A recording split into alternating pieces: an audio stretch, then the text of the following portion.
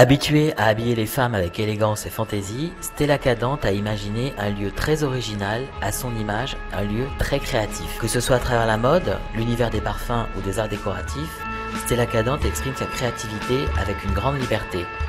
Cette expérience de designer un hôtel, en fait, je l'ai dans ma tête depuis toujours. Un hôtel est un endroit de vie qui doit être de fait très professionnel, extrêmement cadré.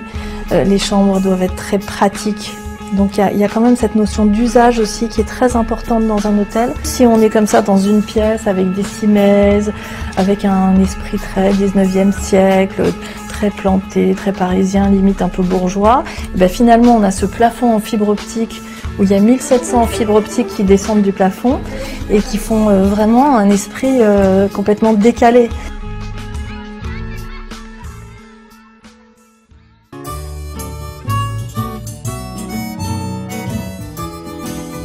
Ici, on est dans la pièce des petits déjeuners.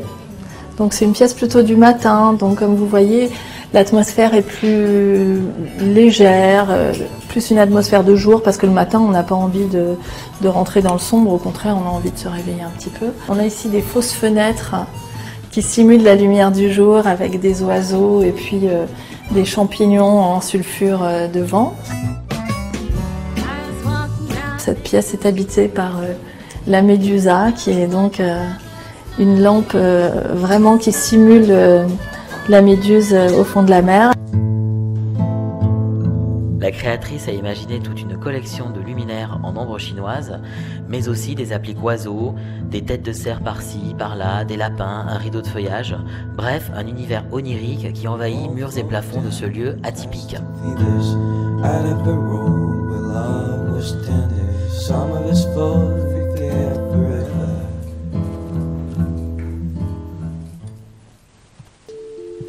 Ici, on se trouve dans l'ambiance aux merveilles.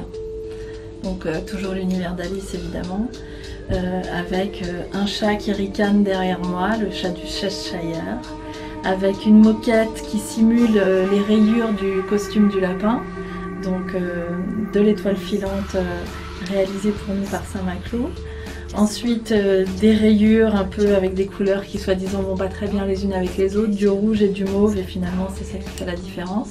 Et puis des trop petites chaises, des grands carreaux noirs et blancs pour simuler l'échiquier de la reine, le fauteuil de la reine de cœur.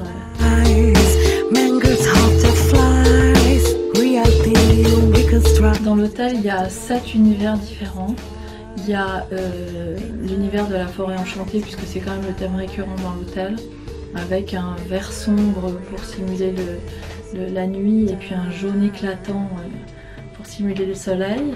Et puis là on a des sortes de lumières découpées dans de la tôle noire qui simulent le lierre qui grimpe sur le mur. On a aussi une chambre qu'on a appelée Joker parce que quand on allume la deuxième lampe, c'est une black gun qui est donc la lumière des boîtes de nuit et un Joker apparaît sur le plafond. Et la femme Joker a laissé aussi son empreinte, sa chaussure sur le mur. Il y a évidemment des cœurs, des trèfles, des carreaux, des piques. 2 chambres qui me tiennent très à cœur, la tout or et la tout argent. Et là, beaucoup d'apports de feuilles d'or et de feuilles d'argent aussi. Des lumières qui changent de couleur avec les médusas. Et une sorte presque de recueillement quand on est dans ces chambres parce que tout est complètement monographique, monocouleur, et ça c'est très important. Et au dernier étage de l'hôtel, on a l'esprit des 7 péchés capitaux. Ce sont 7 chambres qui sont très petites, qui ont les plus belles vues sur les toits de Paris qu'on puisse trouver avec la Tour Eiffel, le Panthéon, enfin incroyable. Et là, on a développé avec mon associé qui est photographe des photos autour de l'univers des 7 péchés capitaux. Donc la luxure, l'orgueil, la colère, la paresse, etc. Le reste est fait en sorte de tas de lacs marron et or qui simule un peu une sorte de grotte magique. Et là on est vraiment plutôt dans un univers brun qui est très propice aussi au repos et à l'observation de la vue sur les toits.